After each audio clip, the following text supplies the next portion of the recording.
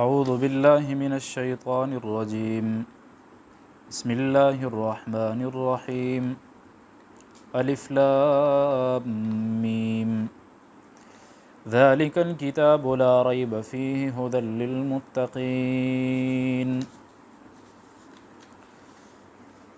قرآن مجید دویم سورت شروع کیږي.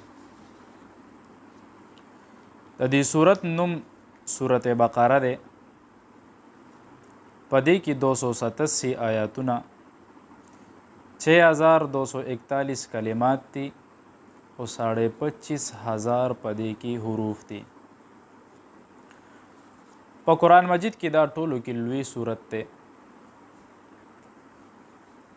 معقل ابن یسار رضی الله تعالی عنہ فرمای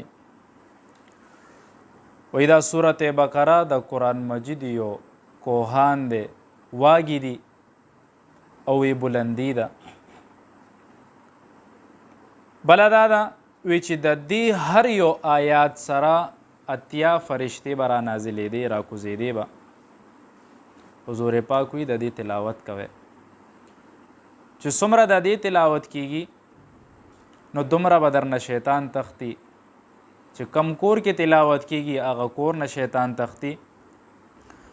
بیا حضور پاکو فرمایل وی سورت یاسین د دې قرآن مجید زړه دی او وی کم سړی چې د الله رضا دپاره سورت یاسین تلاوت کوي نو وی الله به د ده بخښنه کوي او وی مړو ته د خپل سورت یاسین وایي چې کم سړی حالت مرګ کې وي یا مړ شوي وي هغه دپاره ویلی شي. عبدالله ابن مسعود رضی الله تعالی عنہ فرمایي وی د سورت بقرې پیلني 4 آیاتونه، بیا ورپسې آیات کرسی هغې پسې 2 آیاتونه او بیا آخرني 3 آیاتونه، دا ټوټل 10 آیاتونه شو. وی کم سړی چې دا آیاتونه تلاوت کوي نو وی په ده باندې به وی جنونیت نه راځي او وی که چېرته په مجنون باندې چې کم سړی پاگل وي په هغه باندې چوف کوي وی الله تعالی به هغه له شفا ورکوي. او که کور کې دا وی نو شیطان به د کوره تختی. نبی کریم صلی الله علیه و آله وسلم یو ځل یو لښکر ولیږلو، یو وړوکی شانتې لښکر و. نو هغه لښکر سردار هغه یو کس جوړ کو چې د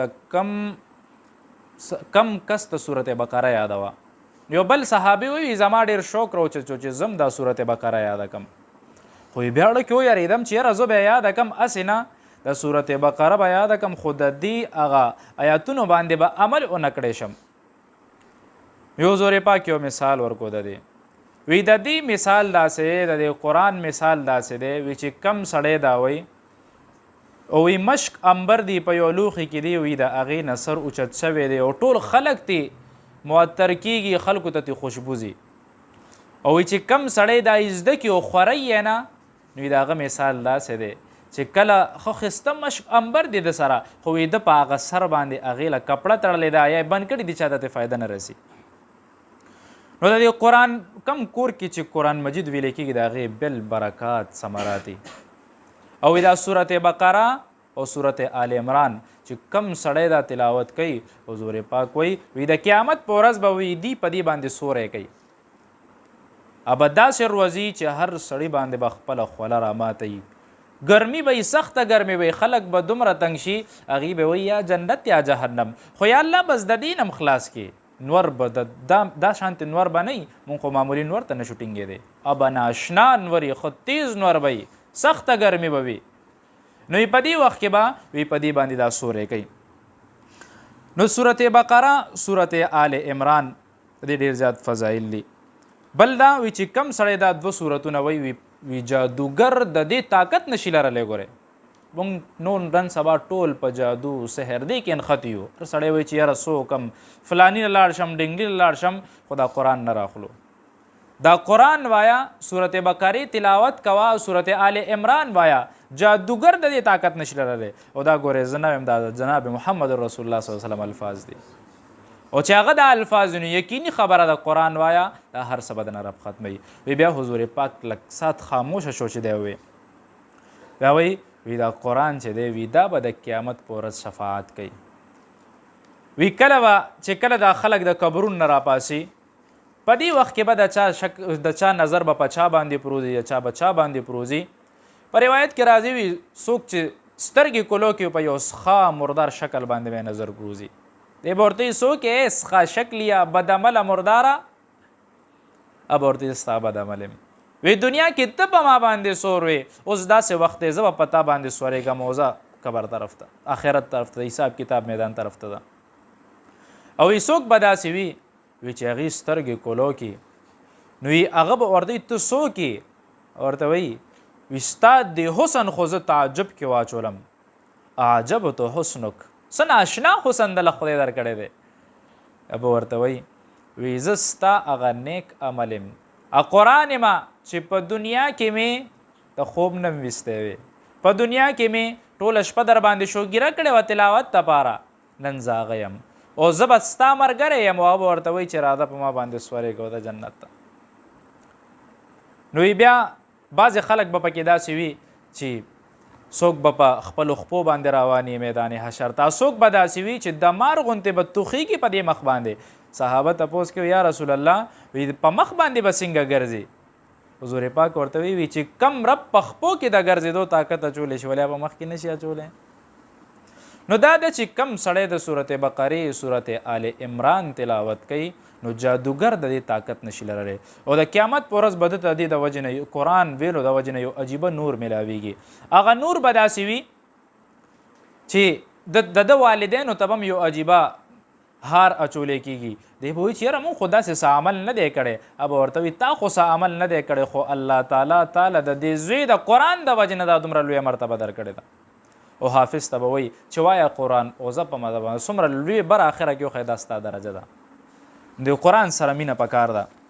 په روایت کې راځي حضرت کعب رضی الله تعالی عنه وایي یو ځل مې چا پسې مونځ کول او دا 2 سورتونه پکې تلاوت کو نو قسم یې وخوړ وی په دې کې داسې یو د رب نوم دی وي چې کم سړی هغه نوم سره د دې دعا غواړي نو الله تعالی د هره دعا قبلی. او صحابي ورپسې نښتې دی وي راته وایي هغه کم نوم دی وي نه بیا درته نه ښیم وي هسې نه وي څه داسې دعا پې ونه غواړي چې هغه زموږ د هلاکت یو ذریعه جوړه نه شي.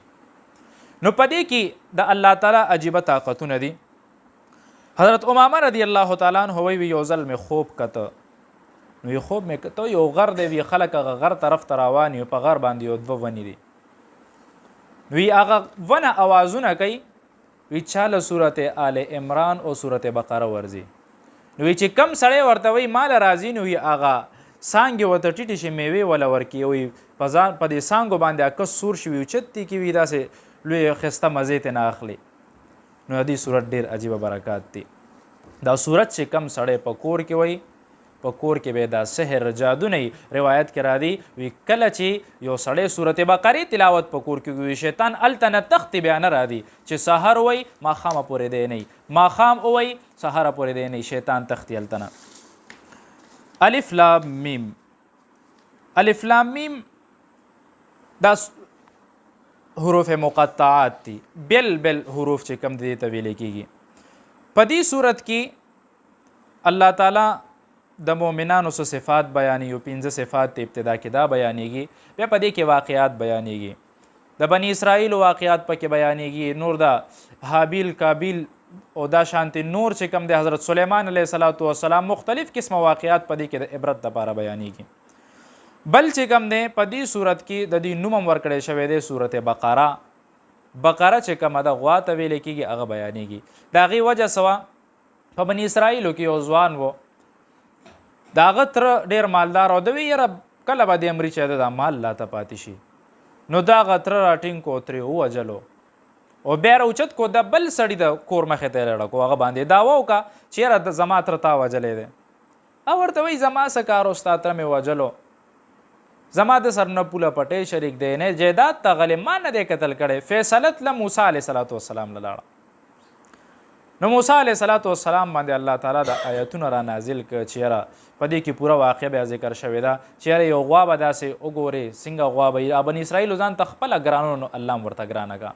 نو هغه غوا وکته هغه به حلاله کې د هغې غوښه به په دې باندې ولګې دی به راپاسې دی به خپل قاتل وښی نو همدکه شانتې شو هغه خپل قاتل وښولو.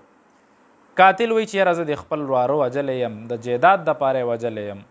نو هغه په دې کې علما لیکي چې یو څو خبرې راغې. یو خدا ده چې د دې هغه کومه عقیده وه چې دی به د غوا د بچي عبادت کولو. موسی علیه السلام چې کله غر ته ختلو نو دی د غوا د بچي عبادت شروع کړو. په هغه دوران کې الله تعالی دی ته داسې یو فیصله پې وکړه چې یاره څوک د غوا بچی حلالوي، تاسو د خپل مور زوی حلالوئ، تاسو خو د هغې عبادت کول نو څنګه اوس دا حلالوئ؟ نو په دې عقیده والا خدای چاړه راښکدیله. او نور هم په دې کې داسې خبرې دي، بیا به تفسیر سره راځي انشاءالله. الف لام میم. الف لام میم مطلب څه شی دی؟ بعضې علماو د دې څه مطلبونه اخیستي. د الف مطلب یې دا کړي چې اول، د لام یې دا ویلي چې لازم، او د میم یې دا ویلي دي چې مومن. چې اول په مومن باندې وي دا لازم دی چې دا قرآن زده کا او دا بچو ته وښایه.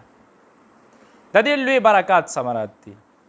اوس مې دې ته خبره کوله چې یاره دا خلک وایي د علما دا مولیان د اوزګار دي. پهله هم خلکو دا وی. امام ابو حنیفه رحمت الله علیه چې کله درس ته کینی، امام یوسف صاحب راځي درس کې شاملیږي، په هغه کې یو عجیبه استعداد و. نو امام ابو حنیفه رحمت الله علیه په هغه کې هغه استعداد ګوري چې یاره ده کې خو واقعي دا استعداد شته. نو هغه د علمیت دعوت ورکولو، علم به ورته خولو. مور یې راغه ورته وایي وي ته څه کې دلته ناست دی؟ او زما دا خو لکه یو اوزګار شانتې کار دی دا وایي. مور یې وایي وي زه په یو کسب باندې کینوم، په یو فن باندې کینوم چې یو 100 روپۍ وګټي ما دپاره. امام ابو حنیفه رحمت الله علیه ورته وایي وی دته زه داسې یو فن خیم چې دی به د بادامو د پستو د دې الوا خوري. مور خوشحاله شو چې ښه دا کم فن ورته ښې. وی کله به ورته دا ښې وي ډېر زر به یې زده کي. نو بیا زمانه تېرېده په دې کې، دی به راتلو سبق به یې ویلو. امام ابو حنیفه رحمت الله علیه ډېر لوی فقه عالم و، ډېر لوی فقیه و. د ده په ځای کې په زمانه کې یو کس نه غلا وشوه. هغه غلا وړی دی نو د کورواله وپېژندو. نو هم ډېر زیات هوښیار و چې وی پېژندو. ورته وایي وي ته ووایه وی که چېرته زه دې چاته وښولم، زما پلاران دې چاته وښول، نو په تا باندې به په 3 طلاقه باندې ښځه طلاق وي. ووایه داسې په هغې په زور وي که ما چاته ته وښولې په ما باندې به ښځه طلاق کوي. خلکو به ورته وي غل راته وښیه، وي غل راته پته ده خو ښولی نه شم. علماو سره کېناستو، یاره څوکمه یاره داسې قسم یې راته اچولی دی. نو هغه وی که خولې نه مې نوم ځي نو بس ښځه قرآن الوځي ځي، غلا پرېږده ښځې نه هم خلاصېږم پې. امام ابو حنیفه رحمت الله علیه راغه، ډېر لوی فقیه و، الله وله ډېر عجیبه عقل ورکړی. ورته وي ښځه ته یې راته ښایه ما. وی دې جومات ته زه ټول لا غواړم. ټول یې راوغوښته. وی چې کم کس ته ویم ځه وي که هغه غل نه وي، وي ته به وایې چې یاره دا غل نه دی. او وی چې کم کس وي بس غلی شه، چې درته یم دا دی بس ته چوپ شه. کم یو بدلو هلکه دا غل دی نه دی، دا غل دی نه دی، دا دی غلی به شو هلکه ته دې خوا شه. بس یو یې ورته په نښه کولو چې دا دی ټول یو طرف ته پولیس لی ورکړو کیس هم ختم شو. نو دا فقاحت دی د هغه، دا د هغې پویه ده. موږ خو چې مولیان اوزګار دي بس ټوله ورځ هسې بېڅه ناست دي، په خپل کور کې پرور په بچو کې په چا باندې علم وکړي. د هغې خوب هم عبادت دی. ګورې که نفلونه نه کوي، صرف حدیثو ته هم ناست دي، قرآن ته هم ناست دي، دا ستا دپاره دنیا کې هم د لویوالې ذریعه ګرځېږي او آخرت کې هم د نجات ذریعه ګرځېږي. دا علما ګورې فالتو نه دي. اکثریت خلک را پاسې علماو پسې خبرې کوي، دی څوک و، دی چېرته لاړه، هسې خلکو له وخت ضایع کوي. دا چې کله سترګې دې پټې شو لاندې لاړ شي، بیا به درته د دې د درجاتو د علمیت پته لګي چې علما څه شی دي. بیا به درته پته لګي چې د علماو مقام څه شی دی. مولانا جامی رحمت الله علیه لیکي وی کم سړی چې علماو سره بغض ساتي او د دې د وجې نه ساتي چې یاره ده له خدای علمیت ورکړی دی، نو وی دا سړی د ایمان نه خارج دی. وی د ایمان نشته ده که دی د علمیت د وجې نه د سره بغض ساتي. د علماو ډېر لوی مقام دی. علماو ته کلم سپک مه ګورئ. معاشري د علما ذلیله که، خاص کر دی میډیا، او څه د وجې نه؟ سیاسي اختلاف د وجې نه. یو به پکې دا وایي چې یاره د فلاني دا و که د عالم په څه پوهېږي دی دلته څه کوي. نه، غلطه خبره ده. دا سیاسي اختلافاتو نه وځئ. کور کې یو بل سره رواني، رور به رور سره رواني سیاسي اختلاف د وجې نه. او چې کوم هغه مشران یې وګورئ هغې خپلو کې یو بل سره سمي، دې منځ کې اچولی. نو مولانا جامی رحمت الله علیه وی کم سړی چې د علماو سپک وي د علمیت د وجې نه، وی دی د ایمان نه خارج دی. ډېره لویه خبره ده. ګورئ نو د علماو قدر وکړئ. یو بچی علم له ورکړئ، قرآن پې زده کړئ، که چېرته هغه خوب هم کوي دا عبادت دی. او دا به درته هله پته لګي چې کله مونږ لاندې لاړ شو، چې کله زمونږ د دې بدن نه روح وځي. عیسی علیه السلام په زمانه کې یو کس وفات کېږي، په قبرستان تېرېږي، صاحب کشف و چې ګوري په هغه باندې عذاب دی. او یاره دا عذاب د څه وجې نه شروع دی؟ سړی په څه ګناه کې ګیر شوی چې واپسی کې راځي عذاب نشته. او دا ولې څه وجه وه؟ تپوس کوي. رب ورته وایي وی په دا عذاب و، خو وی د دې یو بچی په یو ځای کې کېناستو، کلمې زده که، زما نوم یې زده که، وی د هغه د وجې نه ما د نه د عذاب ختم کړو. او چې بیا د یو بچی عالم وي، یو لوی درجې خاوند وي، نو بیا به ستاسو مقام وي. الله تعالی به درته داسې یو تاج په سر کي. زه نه یم ګوره دا پیغمبر وی چې د هغې رڼا به د دې نور نه تیزه وي. او بیا کوه مزې. نو دا ده الف لام میم. بعض علما وایي چې د الف مطلب اول، د لام مطلب لازم، د میم مطلب مومن. چې اول ورته انګریزي مخایا، اول ورته قرآن وخایا. اول په مومن باندې قرآن ویل لازم دی. دویم دا چې د الله طرف نه جبرائیل امین ته دا کتاب ورکړی شوی دی او هغه محمد له وروړی. الف نه الله، لام نه جبرائیل او میم نه محمد مصطفی صلی الله علیه و آله وسلم. دویم ذالک الکتاب لا ریب فیه. ذالک الکتاب، کتاب په معنی د مکتوب دی، د لیکونکي کتاب، چې دا داسې کتاب دی لیکلی شوی دی لا ریب فیه چې په دې کې هیڅ شک نشته. ریب چې کوم دی شک ته ویلی شي. فیه هدی للمتقین. په دې فیه کې علما دوه خبرې کوي. د فیه کې معانقه ده. معانقه دې ته ویلی کېږي چې یاره دا د سرم وي او د سرم وي. ټیک شوه چې مخکینی ټکي سرم وي او رستونی سرم وي. لا ریب فیه په دې کتاب کې خو هیڅ شک نشته. خو بیا وایي فیه هدی للمتقین، په دې کې هدایت دی د پرهیزګارو خلکو دپاره. په دې یو اعتراض واقع کېږي. خلک اعتراض کوي چې په دې قرآن مجید کې تاسو وایي چې په دې کې خو شک نشته.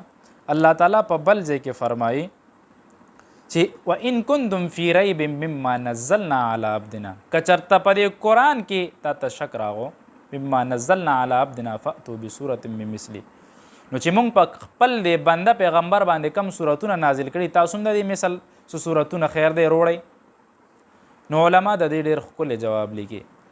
هغوی دا وایي په دې قرآن کې یقینا هیڅ شک نشته، خو چې کله پکې خلک شک پیدا کی نو هغه د زړه خیره دی او د زړه زنګ دی، د زړه صفا نه دی، ځکه دی په دې قرآن مجید کې شک پیدا کوي. یو مثال ډېر عجیبه دی، لکه څنګه نور ته ګورې، نور ته یو سړی ګوري او هغه شنې چشمې واچوي، بیا نور ته ګوري نو نور رڼا خو اصل کې سپینه ده یا زیړه ده، خو چې کله دې چشمې واچوي نو ته شین ښکاري، نو نور خو شین نه شو که نه.